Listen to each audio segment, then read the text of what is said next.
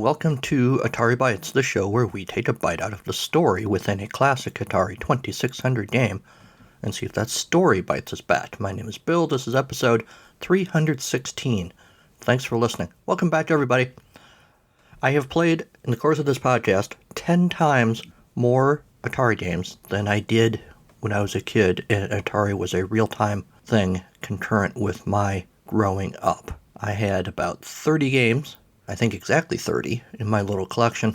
As a kid, I knew there were many other games out there, but that's what I had, played them a lot. I got pretty good at some of them, but the one that really stands out is Mega Mania.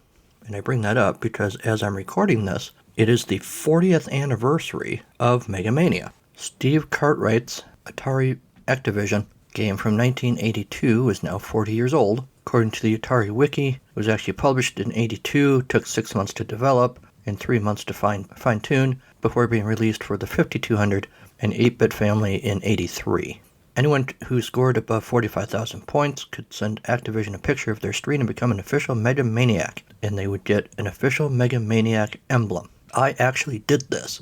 I suppose I was 10 or 11, and I did the thing where you take a picture of your screen with the dorky thumbs up. It was not my finest look.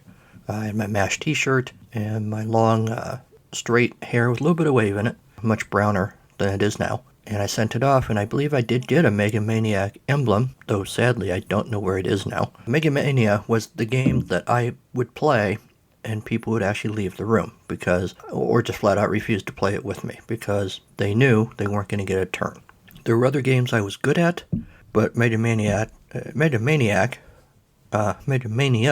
was the game for me. Something about it, I could play it, I could zone out, and yet be totally in the zone at the same time. I don't know. So I was excited to see that it was the 40th anniversary.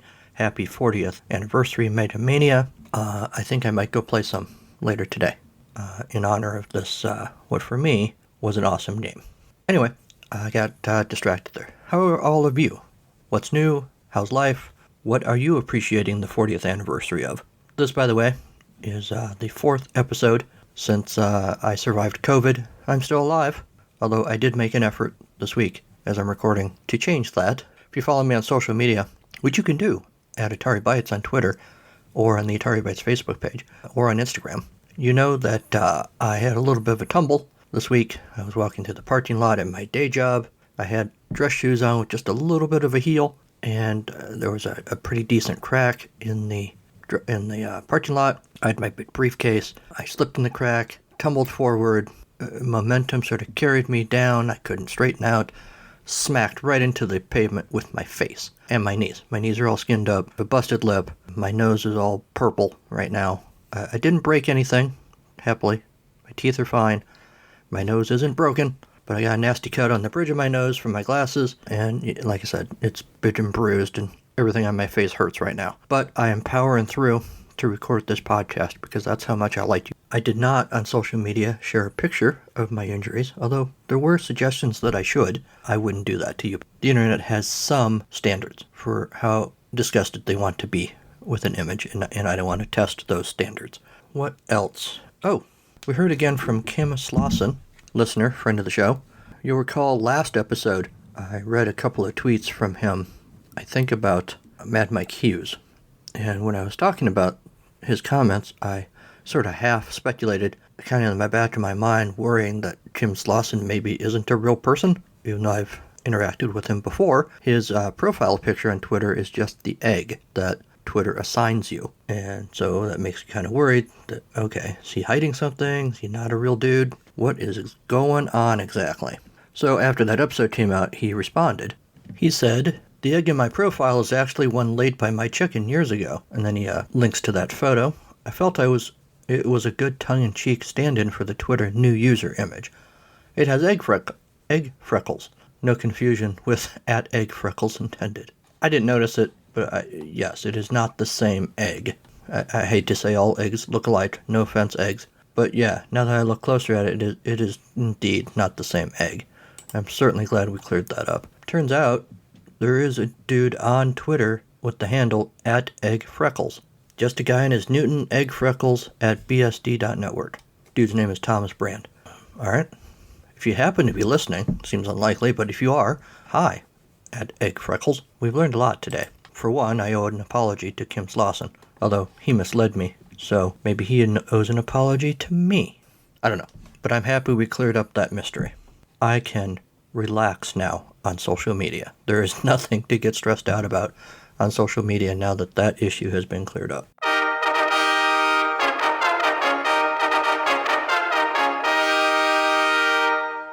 What else? Well, I think before my face starts bleeding again, we should get on with the rest of the show. And we start, as always, by announcing that this week's game is No Escape for the 2600 from iMagic 1983. We know this is going to be a serious, intense game because there's an exclamation point in the title of the game. No Escape. The manual for this game is surprisingly thin.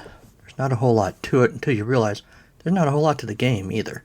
We get a cover with Pegasus from ancient Greek mythology and a dude riding Pegasus who looks a lot to me like Noah Wyle from ER.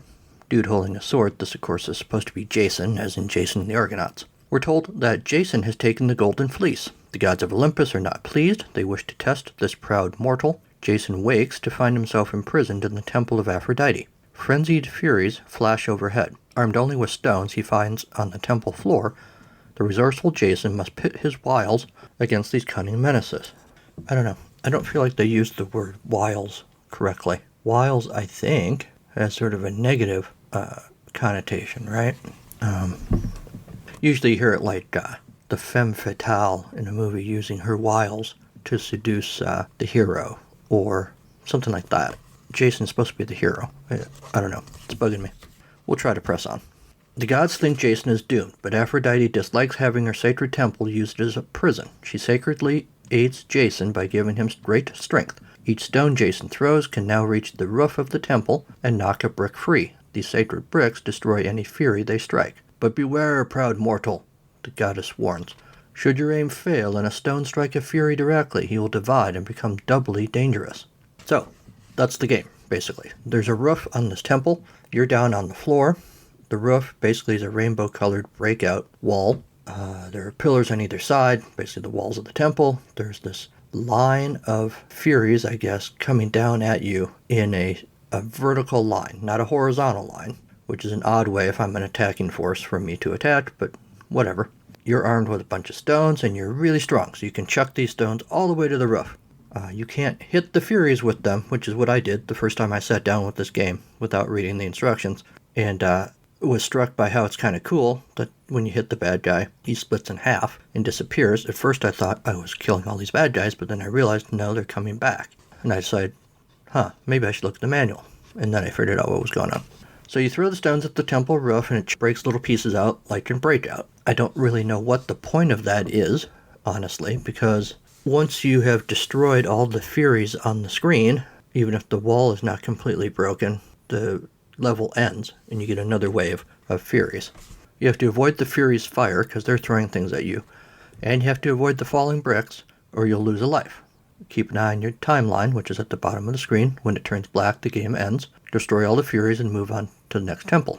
This is a 1 or 2 player game. If you stand still and throw a stone, it goes straight up. If you move and throw it, it curves in the direction that you're moving. The farther you move before firing, the more curve you apply. A stone destroys any falling sacred brick it hits, which sometimes you gotta do so they don't hit you. Stones pass through any gaps in the temple roof. Don't waste shots. The fewer stones you throw, the higher your score. You begin with 4 lives. You have that lifeline at the bottom, half gold, half black. You get a bonus life at the end of each wave of attack to a maximum of 8. On basic difficulty level B, you get a life if you survive a wave. At the advanced level, you get a life if you survive a wave without being hit. You lose a life if you're hit by a fury's fire or crushed by a falling brick. If you lose a life, your lifeline shrinks. When it turns solid black, the game ends. If you knock down all the bricks, you have nothing more to use against the furies, so you reset and play again. So apparently there is nothing to be gained by destroying the roof, because if you destroy the roof completely, you run out of magical stones, but you have to take chunks out of the roof to get the magical stones to fight the furies. When Aphrodite's temple dissolves, winged Pegasus appears and carries the noble Jason into disguise for another adventure with Jason and the Furies. Start a new game. I'm not sure, and I'm betraying the fact that in the field report, you're not going to see me fly away on Pegasus, although Pegasus does appear at the end of the game no matter how well you do. I'm very confused. Games 1, 3, 5, and 7 are one-player games. 2, 4, 6, and 8 are two-player games. The difference between the different games is basically the speed of attack. 2 points for destroying a Fury, 5 points for each brick left untouched. You also get bonus points calculated for you at the end of each wave. As No Escape increases in difficulty, so do your bonus point awards. There's a 2-year limited warranty on this iMagic video game cartridge. And that is how you play No Escape from iMagic 1983. I'm not rich or famous. I'm not a movie star, rock icon, first responder, nurse, doctor, or anybody else whom we all look up to.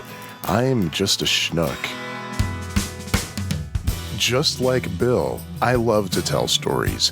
Unlike Bill, though, I'm not creative enough to write my own, so I just tell my own real-life stories in this book read by the author style podcast, all about life lessons growing up, and every episode a segment about music. Music that I love, artists that I admire, and sometimes even my own music. You can find Autobiography of a Schnook on all your favorite podcast suppliers, or you can go to schnookpodcast.com. That's SCHNOOK podcast.com. And I firmly believe the good goes around, and I sincerely hope that Autobiography of a Schnook proves to be some good that goes around your way. Oh, I forgot to mention, you can get a Zircon joystick for free. A $15.95 retail value. You'll be amazed by the tapered grip of the Zircon Video Command joystick. Fits comfortably in your hand, provides maximum response and expert finesse. Superbly accurate gameplay is now within your grasp. Fill out the coupon below and mail it along with your cashier's receipt from the purchase of No Escape and $1.50 for postage and handling to an address in Clinton, Iowa, and allow 4 to 8 weeks for delivery, at which point nothing is going to happen because this offer expired on December 31st, 1983. If anyone happened to get the Zircon joystick, let us know. Tell us what you thought of it.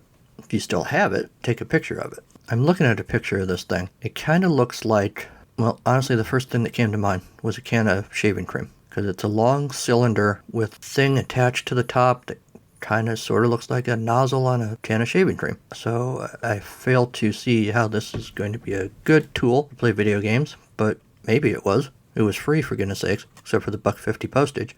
So there you go. Oh, only original coupons are acceptable. No photocopies. Although, like I said, photocopy the hell out of it if you want, because you're not going to get anything. It's 2022. You could try convincing iMagic that your coupon got lost in the mail for 20 years.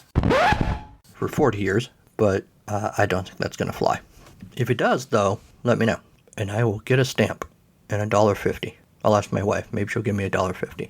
Hardcore Gaming 101 observes that during a pretty short period from 82 to 83, iMagic released no less than 17 titles, with more in the works before the market crashed. Not all these games were hits, but outside of 1 or 2 duds, they were all held to a pretty high standard of quality, and No Escape is one such game. The setup of the game on first look appears to just be a single-screen shooter that's sparsely populated, but with the unique approach of how the game is presented, it's led more than one person to describe the game as a hybrid between a shooter and a breakout-style puzzler. The reviewer here doesn't think that's necessarily a perfect analogy, but it's pretty close.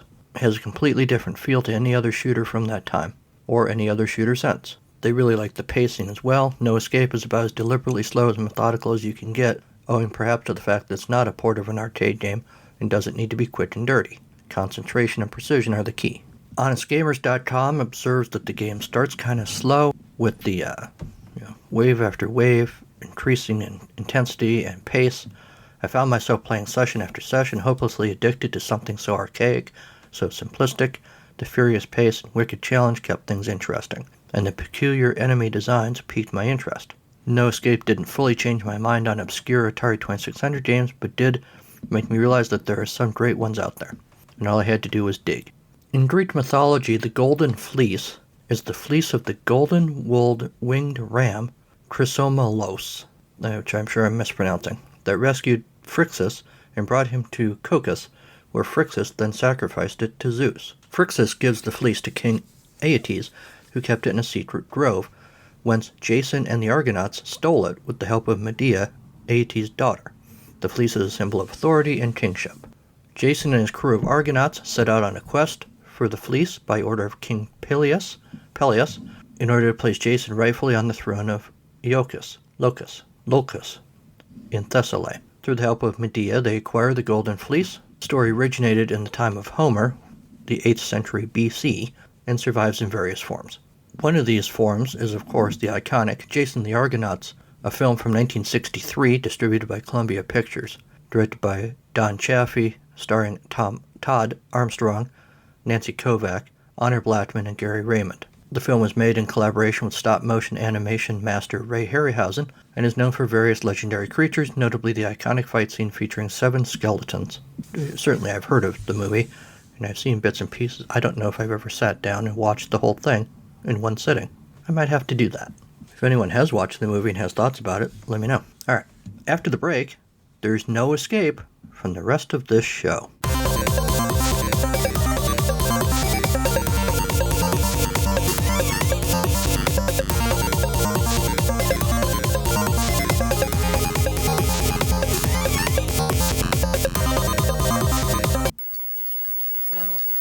There's no escaping this field report, Henry.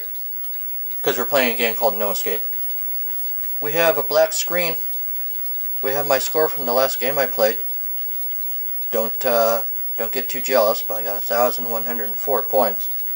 I'm pretty awesome. Let's take a look and see what we got going here. There's Jason at the bottom of the screen. There's the rainbow-colored roof of the temple. When I first sat down to play this, without looking at any instructions, I just assumed you had to shoot these guys, like I just did. But no, you have to throw your rock at the roof, and then a magical stone falls down. And you have to try and make the stone to time your throw so that the stone falls and hits the Argonauts? No, you're the Argonauts. Whatever they call these bad guys. To destroy them, because if you just shoot them, which is the instinct, all it does is split them in half like that, and just add another one to the mix.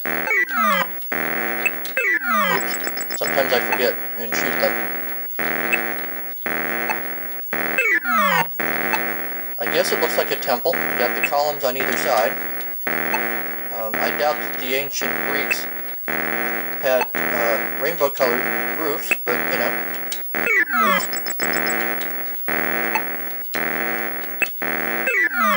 The first couple waves are kind of tedious. I was a little worried that this game was not going to be very interesting, but the game does pick up if I don't die.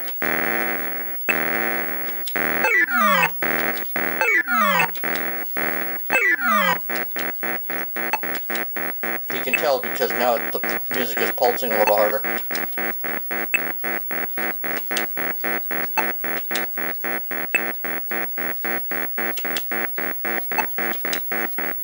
I don't know, man.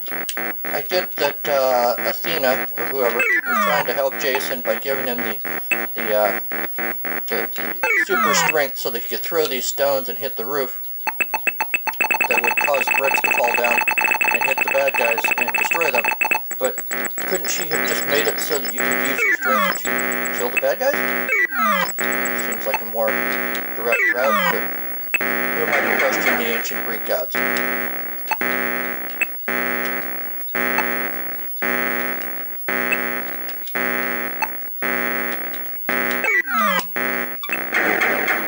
I got hit again.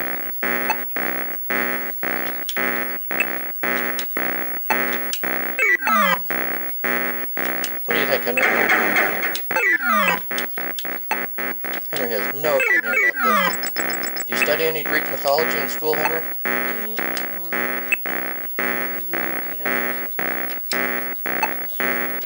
Okay. Little technical issue, everybody. Don't worry.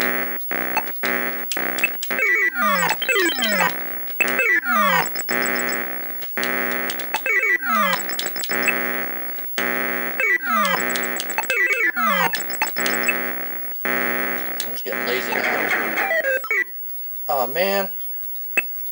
Well, you get the idea. There's Pegasus. If you actually finish all the waves, I don't remember how many waves there are, Pegasus carries you away to another adventure So let's just pretend that's what happened. And back to you in the studio. Hey Atari fans, this is Michael, one of the hosts of the Atari XEGS Cart by Cart podcast. Join Bill, David, Kieran, and myself as we review cartridge-based games for the Atari's last answer to the 8-bit gaming system, as well as delve deep into their history. Kieran will also introduce everyone to the UK's budget games. You can listen to us on iTunes, Stitcher, Google Play Music, Player FM, or from our website at xegs8bit.com. That's xegs, the number 8bit.com.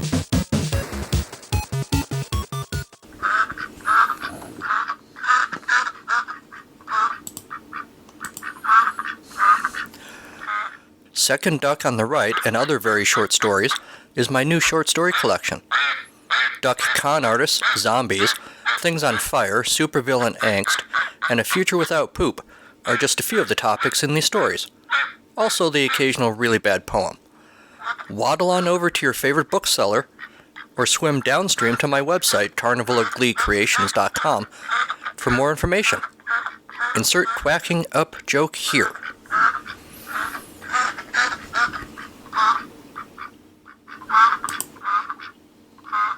Here's the thing about No Escape. Much like one of those reviewers said, I did find myself feeling like this is a pretty simplistic game, and yet I wanted to keep playing, because it does kind of suck you in. It's kind of slow at first, but then it gradually speeds up a little bit, and you want to keep going. I do worry a little bit that there's no big ending.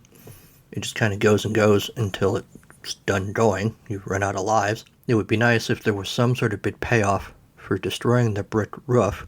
I gather that the game's just kind of over at that point. Pegasus shows up at the end of the game whether you've accomplished anything or not. It might be cool if Pegasus only showed up if you succeeded, in achieving the goal, which I guess is certainly to destroy all the Furies, maybe to destroy the roof. I don't totally understand that part. But I was surprised, like I said, by how addictive the game was, despite being so simple sounding. It is one I will come back to, and as I've said many times, that is the sign of a good game. If any of you have thoughts about No Escape, well, you know what to do.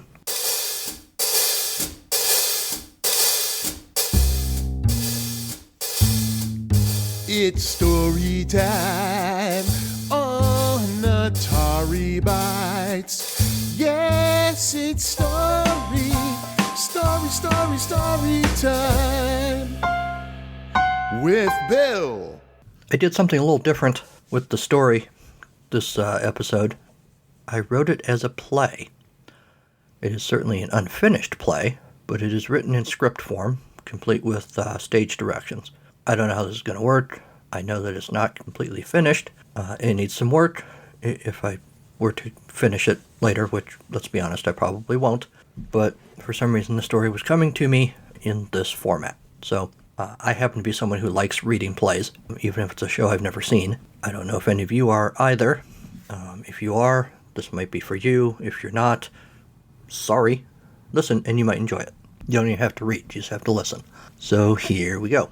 This play is titled, Yourself and Nowhere to Go From There. A play. Chris enters the scene, a typical suburban living room, present day. Chris's t-shirt, featuring a licensed character of some sort, is clean, but untucked, covering another long-sleeve t-shirt beneath. Athletic pants are similarly clean, but don't quite reach the floor or even Chris's ankles. Chris closes the French doors to the backyard with a click of the lock. Then we hear another click that Chris clocks, but can't quite identify. Chris sits on the well-used couch, pulls out a cell phone, and talks to the phone's AI. Chris is exhausted, or sad, or both. Chris: well, fart wiggle. The AI responds in a pleasant tone so devoid of accent that itself is an accent. Gladys: I do not understand. Chris: that wasn't for you, that was for life. Gladys: okay, 1,092 entries for life. Chris: Gladys, stop. The AI is silent, perhaps pouting. Chris sets the phone down. Chris: another day, another day. Chris sighs and pulls off the top shirt, tossing it away, only to reveal another licensed character shirt underneath. Chris notes this. Chris: love me, love my style. The overhead lights flicker. Chris registers this. Chris. Gladys, before this thunderstorm or whatever hits, find me food.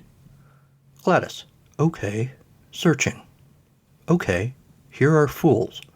Chris. Not fools. Food. Gladys. What sort of food would you like? Chris. Something yummy. Something good. Gladys. Searching. God. One of the French doors cracks open. Chris goes to get it. No one is there. Chris. Joe isn't due home until tomorrow and certainly isn't coming here. Chris looks out the doors. Chris. No car. Not home yet. Must just be the storm. Gladys. Okay, I found food, God. Chris. About time. We hear offstage laughter. Chris. Hope it's Chinese. Could do with some crab rangoon. Wait, what? Did you say God? The French doors open and thunder rolls. There's lightning. The lights flicker. Goddess Jean enters, dressed elegantly in a flowing gown. Jean. Greetings, Chris. Chris. Who the hell are you? Jean. Yeah, that warm response explains your meager social life. Chris. Who are you? Jean. That's better. I am Goddess Jean. Chris. Goddess? Jean. Yes, the goddess of critique. Chris. No. Jean. You ever seen a goddess before, Chris? Chris. Don't think so. Jean. Then how can you be sure I'm not one? Chris. Jean. Not much for conversation, are ya? Chris. Gladys, is Jean a goddess? Gladys. Searching. Jean. Your phone doesn't know everything, Chris. Chris. Well, Jean. But I do. She's going to say 2004 options. Gladys. 2004 options. Chris is marginally impressed. Jean. Also, I know about that time when you were 6, and you and Kelly down the street drew happy faces on each other's butts with markers. A crash of thunder. Goddess Sydney, a bedazzled vision, enters in a rolling mist. Sydney. Did someone say butts? Chris sits on the couch, unable to quite comprehend what's happening. Chris. Which goddess are you? Sydney. The goddess of frank talk. Also butts. That face-drawing thing was all me. Jean. That was good work. Sydney. Also, Chris, the Chinese place is going to reject your credit card. You need to keep that balance down, Chris. Chris. And what are you guys doing here? Sydney and Jean exchange a look, then together. Sydney and Jean together. Guys. Peals of laughter. Chris. Look, this is fun, but I've got food coming. Sydney. No, you don't. Jean. Real talk?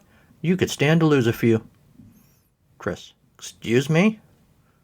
Chris unconsciously pats their stomach. Sydney. Easy.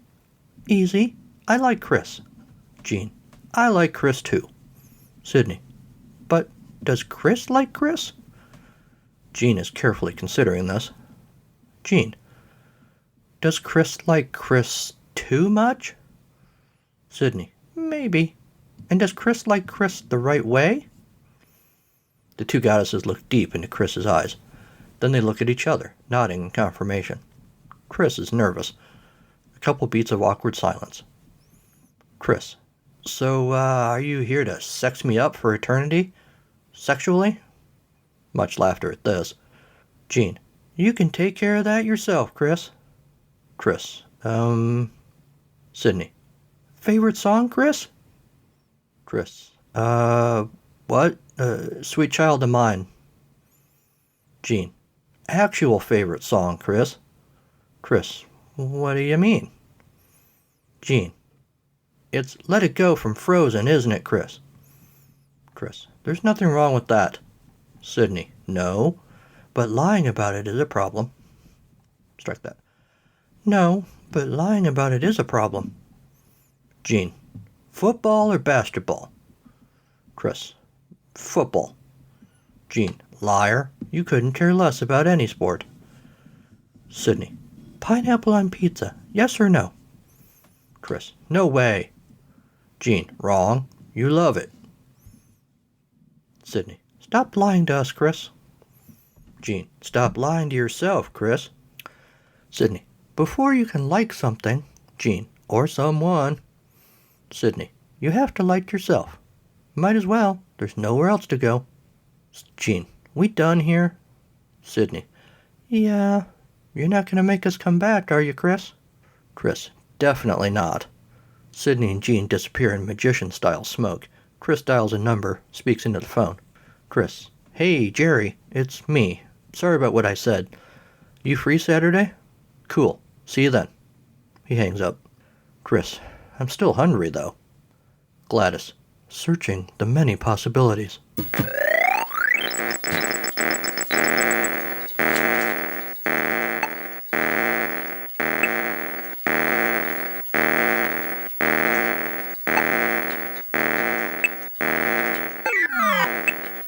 Hi, this is 8-Bit Rocket, Jeff Fulton from the Into the Vertical Blank Generation Atari podcast.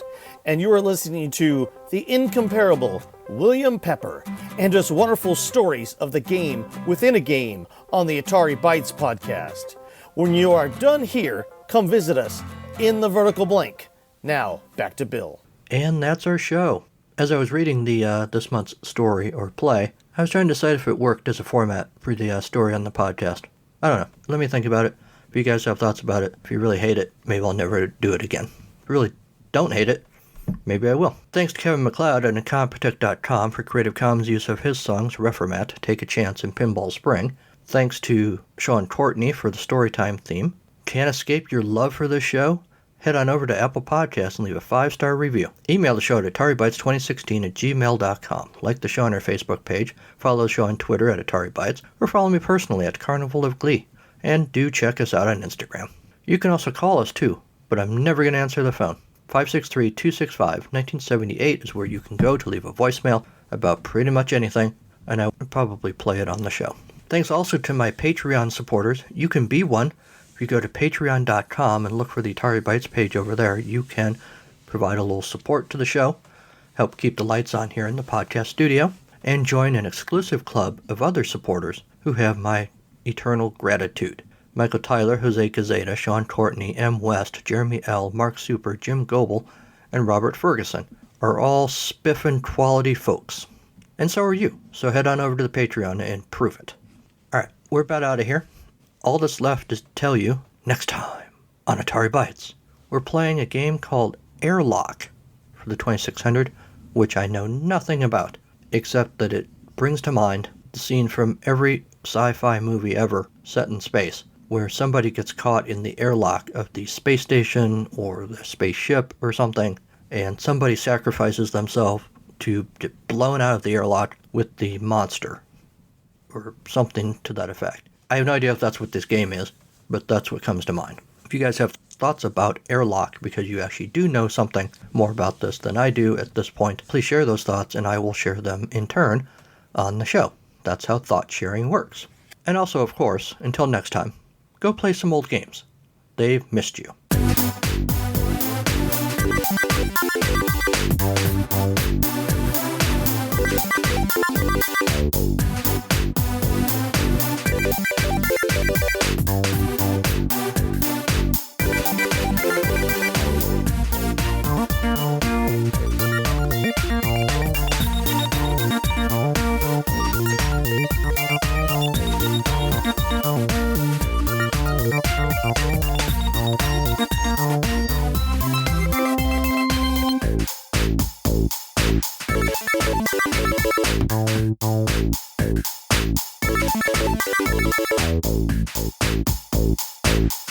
Thank you.